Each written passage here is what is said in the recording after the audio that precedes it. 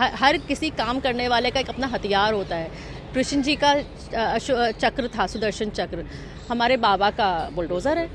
सुशांत ने टीवी से अपना रास्ता बनाया, अपने आप को प्रूव किया और उसके बाद जाके उसने पिक्चरों में काम किया और उसने जो पिक्चरें भी की वो एक मैसेज देने वाली पिक्चर थी। सुसाइड नहीं करना चाहिए। जो ऐसी खुद पिक्चर बना में काम कर रहा है कि सुसाइड नहीं करना चाहिए, क्या वो सुसाइड कर सकता है? अजान के लाउडस्पीकर के राइट अगर एक समुदाय के हैं तो पीसफुल नींद तो हर नागरिक का हक है। बाला साहब वाली सरकार नहीं है ये। अब जो बाला साहब के सामने जो वो थी शिवसेना, ये अब शिवसेना बदल चुकी है। ये अब एंटोनियो मानियों की शिवसेना है। बच्चों को इसलिए पढ़ाना नहीं चाहते कि 15, 16, 17 साल की उम्र में उनकी शादियां कर दी जाएं और उसके बाद उनके साथ चाहे 2 शादियां करो, 3 शादियां करो, वो लड़कियां सिर्फ हर साल बच्चे पैदा करती रहेंगी, जनसंख्या बढ़ाती रहेंगी। हमें तुम जबरदस्ती अजान सुना रहे हो, ठीक है, हम भी तुम्हें हनुमान चालीसा सुनाएंगे। सुसाइड और मर्डर्स तो बॉलीवुड में भरे पड़े हैं। बीजेपी सरकार के ऊपर या सेंट्रल गवर्नमेंट के ऊपर बार बार आघात किया जाता है। हिंदू धर्म को मानने वाले लोग अगर कुछ कहते हैं तो इतना हो हल्ला हो जाता है, इतना ज़्यादा बड़ा सा एपिसोड बन जाता है। सारे चैनल्स पे सिर्फ एक ही चीज़ हो रही होती है, उस इंसान की गिरफ्तारी की मांग हो रही होती है। हिंदुओं के राइट्स की पहले भी बात होती रही है, आज भी वही बात है। जितना इस सरकार ने मुस्लिमों के लिए किया है, किसी ने नहीं किया। महिलाओं को गालियां दे सकते हैं, ये कंगना का घर इनलीगली तुड़वा सकते हैं, सुशांत सिंह राजपूत जैसे एक एक्टर को मरवा सकते हैं, कुछ भी कर सकते हैं। हिंदुओं को दबाया जाता था, ये पहले भी था। हाँ, ये था कि लोग बोल नहीं पाते थे उतना खुल के। आज मेरे साथ बात करने के लिए विश्व सनातन हिंदू संसद की संस्थापक अध्यक्ष रोचिका अग्रवाल जी हैं। रोचिका जी, बहुत बहुत स्वागत आपका हमारे चैनल पे। सबसे पहला सवाल बजरंग मुनि पे करूँगा मैं। कुछ दिन पहले उनका बयान वायरल हुआ था, पूरे देश ने देखा था। कल उनकी गिरफ्तारी भी हो गई है, लेकिन बयान मस्जिद के सामने देना, मुस्लिम महिलाओं के खिलाफ देना, आप क्या सोचती हैं सारे? देखिए, कोई भी बयान हो या कोई भी ऐसा स्टेटमेंट जो किसी भी धर्म को हानि पहुंचाए या उनकी अपनी भावनाओं को घात करे, वो सही नहीं है। लेकिन उसी की चीज़ में हम ये भी अगर बात करें तो कितने ऐसे बयान हैं जो लगातार हिंदुओं के लिए भी कहे जाते हैं, हिंदू भगवानों के लिए किए जाते हैं, जो लोग महंतों के अगेंस्ट बोला जाता है। हमने अभी हाल फिलहाल में ही यति नरसिम्हानंद जी, कौन सही है कौन गलत है मैं उसकी बात नहीं कर रही हूँ, लेकिन अगर भगवा पहने हुए अगर कोई है और उसके बारे में कुछ भी गलत बोल देना, हमारे यहाँ लगातार इस तरीके की चीज़ें की जाती हैं। यति नरसिम्हानंद जी के साथ क्या हुआ, उनके बोल दिया गया कि उनके सिर में आके नमाज पढ़ी जाएगी, बोर्ड हटा दीजिए, सड़कों पे उनके पोस्टर लगा दिए गए। एक फ्रांस में कोई कैरिकेचर बनता है और यहाँ पर उसके दंगे हो जाते हैं। ये जिस तरीके की चीज़ें हो रही हैं ना, वो सही नहीं है। किसी भी धर्म के बारे में हो, मैं ये नहीं कहूँगी कौन सा धर्म सही है, कौन सा धर्म गलत है, या कौन से लोग गलत कर रहे हैं, कौन से सही कर रहे हैं, लेकिन ये चीज़ें जो हैं वो सही नहीं है। एक टाइम था हम इन चीज़ों को इग्नोर करते थे, लेकिन अब टाइम ऐसा आ गया है कि जो हिंदू हैं वो थोड़ा सा जाग गए हैं। वो एक कोई गाल पे थप्पड़ मार के जाएगा, दूसरा गाल सामने कर दो, वो वाला टाइम ख़त्म हो गया। इसलिए पहला स्टेप लेने वाले को सोचना चाहिए कि हमें इस तरीके का अगर कोई भी बयान दिया जाएगा तो दूसरा हमें इस बात का रिप्लाई दे सकता है। क्योंकि यति नरसिम्हानंद लगातार धर्म संसद में भी एक समुदाय के खिलाफ कहीं ना कहीं मैसेकर की बात करते हैं, लेकिन कल उनको दिल्ली पुलिस के द्वारा क्लीन चिट मिल गया है। उस पर क्या, बुराड़ी में भी देखा हमने किस तरह कुछ रिपोर्टर्स को भी वहाँ धमकाया गया था। देखिए, जो केस है, इन्वेस्टिगेशन जो हो रही है, मुझे सही नहीं है कि मैं उस इन्वेस्टिगेशन के बारे में कुछ भी बात करूं। पुलिस अपना काम कर रही है, जो इन्वेस्टिगेटिव एजेंसीज हैं अपना काम कर रही हैं, लेकिन मैं जो अभी पहले बोला वही बात अभी भी बोलूँगी कि एक अगर समुदाय की, अगर हिंदू महंत या हिंदू भगवा या फिर हिंदू धर्म को मानने वाले लोग अगर कुछ कहते हैं तो इतना हो हल्ला हो जाता है, इतना ज़्यादा बड़ा सा एपिसोड बन जाता है। सारे चैनल्स पे सिर्फ एक ही चीज़ हो रही होती है, उस इंसान की गिरफ्तारी की मांग हो रही होती है। लेकिन उन लोगों का क्या जो ये कहते हैं 15 मिनट में के लिए पुलिस हटा दो, या फिर हम जो 20 करोड़ है या 30 करोड़ है वो हम 100 करोड़ पे भारी हैं, उन लोगों का क्या? उन लोगों के बारे में कोई स्टेटमेंट नहीं आती, उन लोगों के बारे में कोई बात नहीं करता। हिजाब की कंट्रोवर्सी हमने इस बीच में देखी है, क्या हुआ इलेक्शन से पहले, इन्होंने यूपी इलेक्शन से पहले बहुत शोर मचाया। आपके लिए पढ़ाई ज़रूरी नहीं है, लड़कियों की पढ़ाई का मतलब नहीं है आपके लिए हिजाब ज़रूरी है।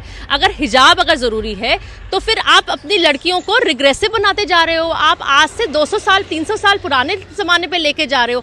हम बात करते हैं लड़कियों को आगे लेके जाने की, लड़कियों को पढ़ाने की, बेटी बचाओ बेटी पढ़ाओ की बात करते हैं। एक बच्ची अगर पढ़ेगी तो वो कितने परिवारों को आगे पढ़ा सकती है, पाल सकती है अच्छी तरीके से, समझदारी से। लेकिन ये यहाँ पर बच्चों को इसलिए पढ़ाना नहीं चाहते कि 15, 16, 17 साल की उम्र में उनकी शादियां कर दी जाएं और उसके बाद उनके साथ चाहे 2 शादियां करो, 3 शादियां करो, वो लड़कियां सिर्फ हर साल बच्चे पैदा करती रहेंगी, जनसंख्या बढ़ाती रहेंगी।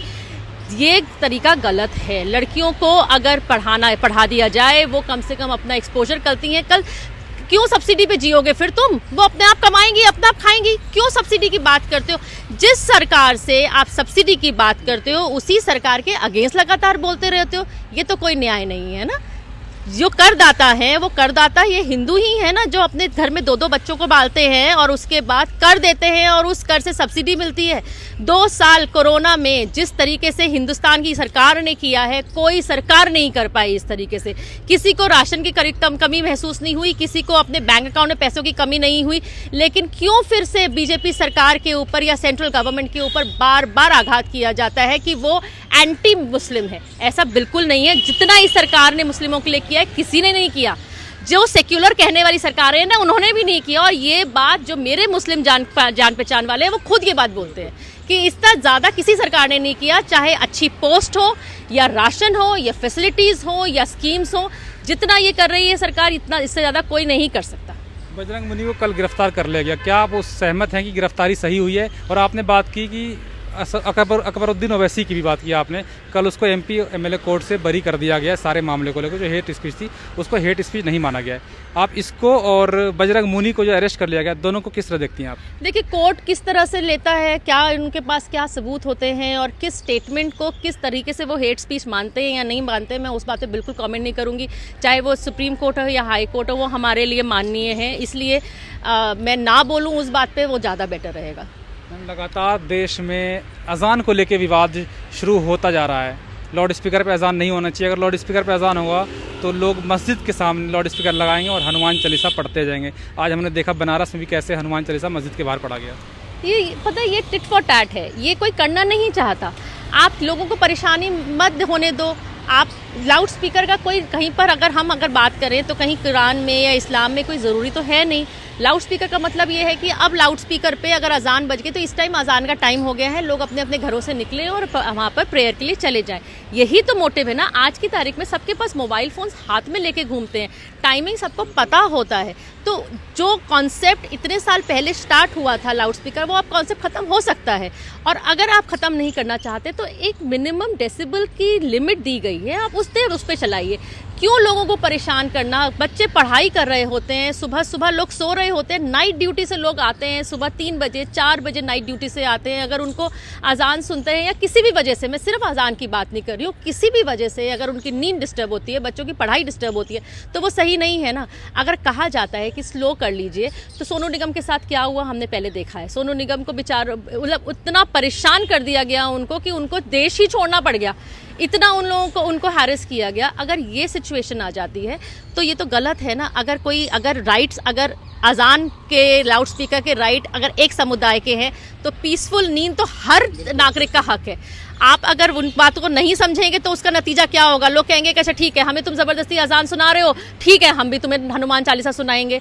ऐसे भी लोग हैं, मैं डिबेट्स में देखती हूँ, जो अपने कान बंद कर लेते हैं अगर वंदे मातरम चल रहा है तो, अगर हनुमान चालीसा पढ़ी जा रही है तो अपने कान बंद कर लेते हैं। उन लोगों का क्या, यहाँ पर कोई कान तो नहीं बन रहा, ये बंद कर रहा है। यही तो कहा जा रहा है कि उसकी आवाज़ कम कर लो।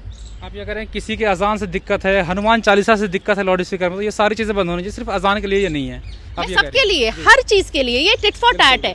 आप एक मिनिमम डेसिबल की अगर लिमिट दी गई है, आप उससे लोगों को परेशानी नहीं होनी चाहिए, पब्लिक को परेशानी नहीं होनी चाहिए। आप उतने उसमें रखिए और अपना करिए अगर ज़रूरी है तो। अगर आपका इस्लाम ये नहीं कहता है कि लाउड स्पीकर ज़रूरी नहीं है तो नहीं है, क्योंकि इस्लाम जो आपकी कुरान लिखी गई है वो इतने सालों पहले लिखी गई है, हज़ारों साल पहले लिखी गई है, 1400 साल पहले लिखी गई है। लेकिन आज की तारीख में उस टाइम लाउड स्पीकर नहीं थे, तो इसका मतलब ये बाद में इन्वेंट हुआ है ना। लाउड स्पीकर की चीज़ बाद में दी गई है, तो अगर बाद में अगर लाउड स्पीकर इन्वेंट किए गए तो आज की तारीख में जब मोबाइल फ़ोन इंट्रोड्यूस हो गए हैं टाइम के लिए, तो वो हटाई भी चीज़ जा सकती है। टाइम के हिसाब से जब चीज़ें चेंजेस होते रहते हैं तो वही चीज़ आज लाउड स्पीकर के लिए भी मान्य है। कहीं ना कहीं ये एक बात होती है कि 2014 के बाद कहीं ना कहीं एक ख़ास समुदाय को टारगेट किया जा रहा है, चाहे वो हिजाब का मामला हो, लाउड स्पीकर का मामला हो, बीफ का मामला हो या रामनवमी पे नॉनवेज ना खाने का मामला हो। JNU में भी हमने देखा किस तरह से नॉनवेज मामले पे लगातार लड़ाइयाँ हुई लेफ्ट में और AVP के लोगों में। देखिए, ये प्रॉब्लम पहले भी थी। अगर जिस तरीके से हिंदुओं को दबाया जाता था, ये पहले भी था। हाँ, ये था कि लोग बोल नहीं पाते थे उतना खुल के। लेकिन 2014 की बात ही आप क्यों करें? पहले तो हिंदू संगठन क्या पहले नहीं थे? पहले इन बातों पर क्या आवाज़ नहीं उठाई जाती थी? क्या आरएसएस, विश्व हिंदू परिषद, बजरंग दल, शिवसेना, आज शिवसेना अगर सेक्युलर हो गई तो इसका मतलब ये नहीं है कि शिवसेना ने काम नहीं किए हैं, हिंदुओं के राइट्स के लिए वो खड़े नहीं हुए हैं। हिंदुओं के राइट्स की पहले भी बात होती रही है, आज भी वही बात है। 2014 की बात तो आप जो कर रहे हैं वो इसलिए है क्योंकि अब सामने आ गई हैं चीज़ें, लोग घबराने लग गए हैं कि अरे ये हिंदू बोलने कैसे लग गए, हिंदू बात कैसे करने लग गए, अपने हक की बात कैसे करने लग गए हैं। प्रॉब्लम वहाँ आई है। 2014 के बाद कोई फ़र्क नहीं पड़ा है। मैं तो अभी भी आपको बोला, पहले अभी थोड़ी देर पहले बोला, जितना 2014 वाली के बाद वाली सरकार ने मुस्लिम्स के लिए किया है, इतना किसी सरकार ने नहीं किया। आप रिकॉर्ड उठा के देख लीजिए। आपने शिवसेना की बात की। शिवसेना के संजय राउत कहते हैं कि हमें राज ठाकरे ना सिखाए हिंदू संस्कृति क्या है। उन्हें सीखना चाहिए। बाला साहब जो करके गए हैं, आज उनका उल्टा कर रहे हैं वो। बाला साहब ने इतना बड़ा आर्टिकल एंटी सोनिया लिखा था अपने सामना में, और आज ये उसी एंटोनियो माइनो की चमचागिरी करते नहीं थकते, क्योंकि सरकार बनाई हुई है उसके साथ में। क्या हुआ इनके लोगों के साथ? अनिल देशमुख ने क्या किया, नवाब मलिक ने क्या किया, इनका अपना चहेता परमवीर सिंह का क्या हुआ, सचिन वाजे का क्या हुआ। तो ये भ्रष्ट लोग तो पहले ही थे। बाला साहब वाली सरकार नहीं है ये। अब जो बाला साहब के सामने जो सरकार वो थी शिवसेना, ये अब शिवसेना बदल चुकी है। ये अब एंटोनियो मानियो की शिवसेना है। इसलिए इस बारे में तो कोई भी ये कुछ भी बोल सकते हैं। ये महिलाओं को गालियां दे सकते हैं, ये कंगना का घर इनलीगली तुड़वा सकते हैं, सुशांत सिंह राजपूत जैसे एक एक्टर को मरवा सकते हैं, कुछ भी कर सकते हैं ये। इसलिए इनके बारे में तो हम ना ही बात करें तो अच्छा है। मध्य प्रदेश के खरगोन में भी रामनवमी के दिन जो हुआ, हिंसा हुई, उसको लेके कहीं ना कहीं मध्य प्रदेश सरकार पे आरोप लगा रही है। प्रतिपक्ष लगा रहे हैं, जो अभी सत्ता में नहीं है वो लगा रहे हैं कि सरकार एक समुदाय के खिलाफ काम कर रही है, बुलडोजर बाबा की नीति मध्य प्रदेश में भी अपना रही है। तो काम नहीं करनी चाहिए था ना गलत। हर किसी काम करने वाले का एक अपना हथियार होता है। कृष्ण जी का चक्र था, सुदर्शन चक्र, हमारे बाबा का बुलडोज़र है। बहुत अच्छी बात है, गलत काम नहीं करो। क्यों पत्थर फेंके जाते हैं? अगर रामनवमी पे अगर जुलूस निकलता है तो क्यों पत्थर फेंके जाते हैं? अमरोहा जैसी जगह में होली पे जब लोग होली खेल रहे थे, उनके पत्थर फेंके गए। क्यों फेंके गए? ये राम का देश है ना, रामनवमी निकालना गलत है। राम के देश में ही रामनवमी निकलेगी तो जो राम के भक्त हैं उनके ऊपर पत्थर फेंके जाएंगे, उनको मारा पीटा जाएगा। क्यों मारा पीटा जाएगा? अगर ये सब होगा तो अगर उन लोगों ने नुकसान किया है, लोगों के ऊपर अटैक किया है, और अगर किसी भी तरीके से पब्लिक प्रॉपर्टी को नुकसान पहुंचाया है, तो बुलडोजर चलाया जाए, जेल में डाला जाए, उनके ऊपर खिलाफ एक्शन होना चाहिए, जिससे कि और लोग जो करने वाले हैं उनको सबक मिल जाए। रोचिका जी, एक आखिरी सवाल सुशांत सिंह राजपूत को लेके। इतने टाइम हो गया, इतना समय हो गया उनकी मौत को, बॉलीवुड के बारे में, बॉलीवुड का क्या स्टैंड है सुशांत सिंह राजपूत को लेके? पूरे मामले में क्या कहेंगे आप? कुछ नहीं करते बॉलीवुड वाले। वो सिर्फ तभी बोलते हैं जब उनका अपना एजेंडा सिद्ध हो रहा होता है। तब बोला उन्होंने सीबीआई की डिमांड हो जब उनकी पिक्चर रिलीज हो रही थी। किसी ने हाथ नहीं रखा, किसी ने कोई बात ही नहीं करी सुशांत सिंह राजपूत, क्योंकि सब लोग मिले हुए हैं। ये लोग एक क्लोज निट फैमिली की तरह से है बॉलीवुड वाले। ये लोग सोचते हैं कि अगर हमने इसका राज अगर सामने ले आए तो दूसरा हमारा राज भी सामने लेके आ सकता है, क्योंकि सबके इतने राज हैं जो सब अपने आप में एक दूसरे के साथ जुड़े हुए हैं। कोई एक बात बोलेगा तो उसे डर लगता है कि ये मेरे बारे में कुछ ना बोल दे, इसलिए सब चुप रहते हैं। सुशांत मारा गया, सबको पता है। सोशल मीडिया पे, पब्लिक डोमेन में सारी चीज़ें ऐसी अवेलेबल हैं जो क्लियरली पता चलता है कि वो मर्डर था। और अगर मर्डर था या नहीं था, अगर आज की तारीख में अगर सीबीआई, ईडी, एनसीबी सारे के सारे उसी केस की इन्वेस्टिगेशन कर रहे हैं, तो कुछ तो होगा ना उस केस में। इन्वेस्टिगेशन करने वाला जो 2 साल ऑलमोस्ट होने को आ रहे हैं और उस केस की इन्वेस्टिगेशन लगातार चलती जा रही है। और ये बॉलीवुड वाले कभी ना सुशांत के लिए बोले, उस टाइम भी नहीं बोले, जब वो मारा गया तब भी नहीं बोले, और 1 साल हो गया तब भी कोई नहीं बोला। आज की तारीख में कोई नहीं बोलता है। कोई उसके बारे में इसलिए बात नहीं करता क्योंकि उन्हें पता है कि एक हिंदू धर्म को मानने वाला, एक महादेव का भक्त, और जो बाहर से आया हुआ आउटसाइडर अपनी जगह बना चुका था वहाँ पर, एक तरीके से कंपटीशन दे रहा था इन लोगों को। एक इंजीनियर, मतलब एक इतना पढ़ा लिखा बंदा, और वो ये 10th फेल वालों के साथ compete कर रहा था। मतलब मुझे तो लगता है कि वो इतना हाई लेवल का बंदा था कि ये लोग तो उसके नखून के बराबर भी नहीं थे, और फिर भी उसने अपनी जगह बनाई इस नेपोटिज्म के ज़माने में, जहाँ पर सिर्फ एक सरनेम आपका साथ लगा हुआ है ना, तब आप अपने आप एक्टर डिक्लेयर हो जाओगे before the release of the movie. आपकी पिक्चर नहीं भी रिलीज होगी तब भी आपकी झोली में 4-4 5-5 टॉप बैनर्स की पिक्चर्स होंगी। सुशांत ने टीवी से अपना रास्ता बनाया, अपने आप को प्रूव किया और उसके बाद जाके उसने पिक्चरों में काम किया और उसने जो पिक्चरें भी की वो एक मैसेज देने वाली पिक्चर थी। सुसाइड नहीं करना चाहिए। जो ऐसी खुद पिक्चर बना में काम कर रहा है कि सुसाइड नहीं करना चाहिए, क्या वो सुसाइड कर सकता है? आपको क्या लगता है सुसाइड था? नहीं, वो सुसाइड नहीं था। अगर सुसाइड होता तो जिस तरीके की चीज़ें उसके बाद होती चली गई वो नहीं हुई होती। क्यों अर्नब गोस्वामी अगर इन्वेस्टिगेशन कर रहा था तो उसको रोका गया, उसके ऊपर अटैक किया गया, उसको अरेस्ट कर लिया गया, उसे गलत केसेस में, पुराने बंद हुए केसेस में उसको उन केसेस को खोला गया, उसे फंसाया गया सिर्फ इसलिए कि वो सुशांत सिंह राजपूत के केस को इतना खुल के सपोर्ट कर रहा था। उसने ये नहीं कहा कि मारा गया या सुसाइड किया, उसने कहा इन्वेस्टिगेशन होनी चाहिए। क्यों प्रदीप भंडारी के ऊपर अटैक हुआ? जितने भी लोग थे जो सुशांत सिंह राजपूत के केस पे काम कर रहे थे उन सब पे लगातार अटैक होते चले गए। कंगना ने अगर सुशांत सिंह राजपूत के लिए बोला उसके ऊपर अटैक हुआ। बॉम्बे में रहते हुए हर किसी ने, मेरे कितने जान पहचान के लोग ऐसे हैं जो बॉम्बे में हैं, जो बॉम्बे में थे या फिर जो दिल्ली में थे, फरीदाबाद में। बॉम्बे से पुलिस दिल्ली आती है, फरीदाबाद आती है, उनको अरेस्ट करके लेके जाती है सिर्फ इसलिए कि वो एक यूट्यूबर है या फिर सोशल मीडिया पे उन्होंने स्टेटमेंट्स लिखी हैं। ये एक्टिविटीज़ शक पैदा करती हैं कि क्यों मुंबई पुलिस को प्रॉब्लम थी इन्वेस्टिगेशन के ऊपर, लोगों के बोलने के ऊपर। क्यों दिशा के पेपर्स बिहार पुलिस को नहीं दिए गए?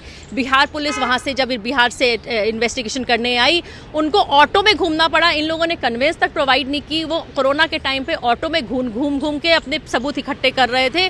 उनको क्वारंटीन कर दिया गया। हायर ऑफिशियल्स आते हैं, उनको क्वारंटीन कर दिया जाता है। ये सब चीज़ें जो है ना, ये शक पैदा करती हैं कि कुछ है। क्यों सीसीटीवी की फुटेजेस हमारे पास नहीं है? थे ना, सीसीटीवी काम कर रहे थे। क्यों आज दिशा का बॉयफ्रेंड जो है वो कहाँ गायब है? कुछ नहीं पता उसके बारे में। रिया चक्रवर्ती को, वो आराम से ट्रैवल कर रही है, घूम रही है। अगर वो कहीं ना कहीं लपेटे में थी या वो शक के घेरे में थी तो उसको इतना फ्रीडम कैसे मिला हुआ है? किसी की लाइफ में कोई चेंजेस नहीं है, सबकी लाइफ अपनी जगह चल रही है। सिर्फ इफेक्ट हुई है तो सुशांत की फैमिली की लाइफ इफेक्ट हुई है, उसके फैंस की लाइफ इफेक्ट हुई है। हर 14 तारीख को वो लोग कुछ ना कुछ कर रहे हैं। किसी एक एक्टर के लिए आज तक आपने इतना बड़ा जन समर्थन देखा है? बहुत लोग आए और गए। कितने सुसाइड पहले नहीं हुए हैं क्या?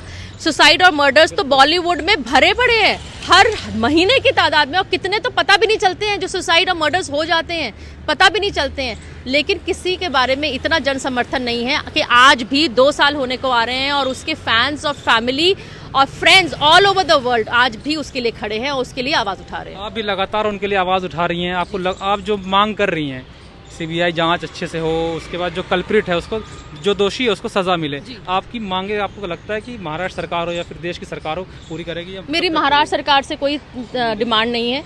मेरी हमारी सेंट्रल एजेंसी, उससे सेंट्रल सरकार से भी कोई डिमांड नहीं है। मेरी है सेंट्रल एजेंसीज़ के साथ। अगर वो सेंट्रल एजेंसीज़ अगर इन्वेस्टिगेशन कर रही हैं तो उनके पास कुछ ना कुछ क्लोजर के लिए इन्वेस्टिगेशन के बाद कुछ स्टेटमेंट हमारे लिए होनी चाहिए। हमने अभी पीछे किया था कि हम प्रोटेस्ट करेंगे तो सीबीआई ने कहा कि इन्वेस्टिगेशन अभी भी चल रही है। अगर चल रही है तो 2.25 साल में आपको कुछ पता नहीं चला है, और 2 महीने में 2 साल हो जाएंगे पूरे। आप लोगों को अभी तक ये नहीं पता चल पाया है कि हुआ क्या है? बताइए आप। अगर सुसाइड होता है ना तो सुसाइड बहुत पहले डिक्लेयर हो चुका होता। सुसाइड नहीं है, ये मर्डर ही है। क्यों होल्ड किया हुआ है हम नहीं जानते, लेकिन हमारी सेंट्रल एजेंसी से ही डिमांड है।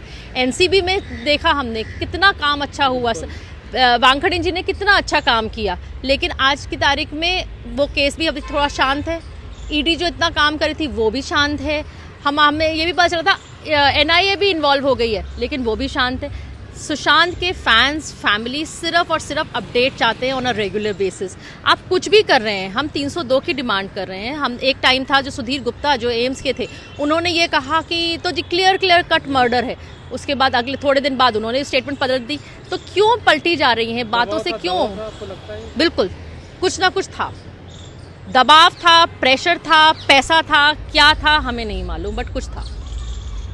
हमसे बात करने के लिए बहुत बहुत शुक्रिया। हमारे साथ थी राष्ट्रीय सनातन हिंदू संसद की संस्थापक अध्यक्ष रौचिका अग्रवाल जी, जो हमारे साथ तमाम मुद्दों पे बात कर रही थी और अपना बेबाक राय भी रख रही थी, चाहे वो बजरंग मुनि से लेके रामनवमी पे जो गुंडागर्दी हुई है उसको लेके, या फिर लाउड स्पीकर से अजान को बैन करने की बात हो, इन तमाम मुद्दों पे हमसे बात की और कहीं ना कहीं अपनी बेबाक राय रखी। लेकिन सुशांत सिंह राजपूत को भी न्याय दिलाने के लिए लगातार ये संघर्ष कर रही हैं। अब देखना आगे ये होगा कि सुशांत सिंह राजपूत हो या फिर और देश के तमाम मुद्दे हो, इन पे कब तक देश के प्रधानमंत्री हो या देश की राजनीति हो, कब तक चुप्पी साधे बैठती है और कब तक अपना मौन तोड़ती है। आप देखते रहिए नेटवर्क न्यूज़ में, हूँ आपके साथ असरार अहमद। आप देख रहे हैं नेटवर्क न्यूज, साहस सच कहने का।